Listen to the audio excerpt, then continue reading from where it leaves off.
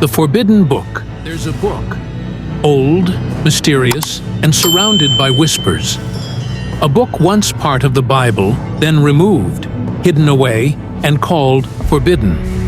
It tells the story of angels who left heaven, giants who roamed the earth, and a man, Enoch, who walked with God and vanished without death. Its name is the Book of Enoch.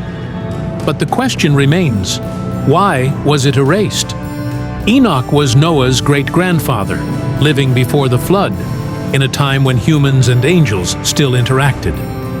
The Bible only briefly mentions him. Enoch walked with God. Then he was no more, because God took him. Genesis 5:24. But the Book of Enoch tells more. Stories of angels who came to earth, of giants born from their unions with humans, and of hidden knowledge shared with mankind. This book was once part of early Christian tradition. It was read, quoted, even referenced by Jesus and Jude. So why was it banned? Why was it burned in Rome, erased from most of Europe, and preserved only in Ethiopia? The answer lies in Ethiopia, where the Book of Enoch survived. And its message might change how we understand angels, judgment, and the future. This is more than history, it's prophecy. And the story begins now. The fallen angels and the giants. Long ago, before the flood, the world was very different. Angels, called watchers, were sent to watch over humans. But some of them grew curious, too curious. They descended to earth, drawn by the beauty of human women. And from those unions came giants, beings taller, stronger, and more powerful than any human.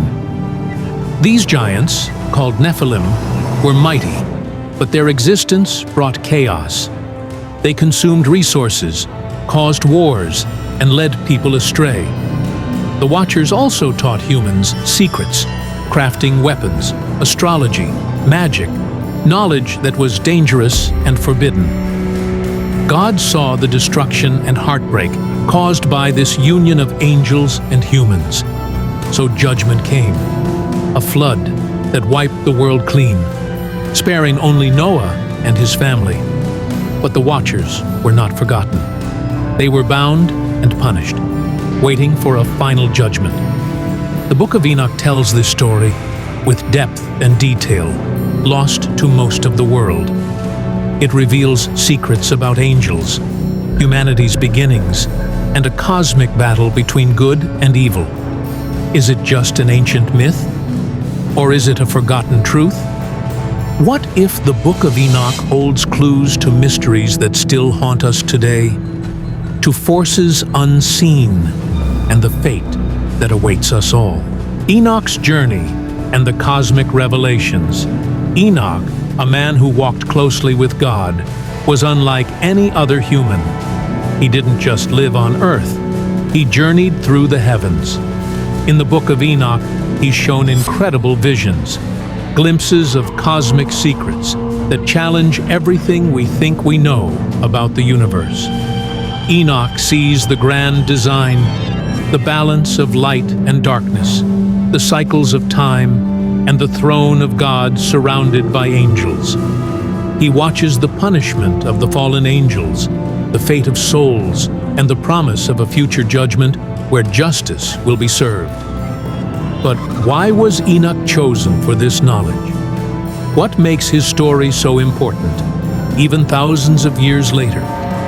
Some believe it's a warning, a call to remember the invisible forces shaping our world and the choices we face as humans.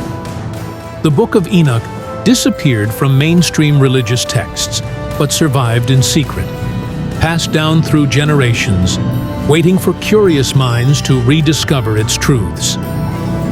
Could this lost book hold answers to questions about our origins, the unseen spiritual world, and the destiny of humanity?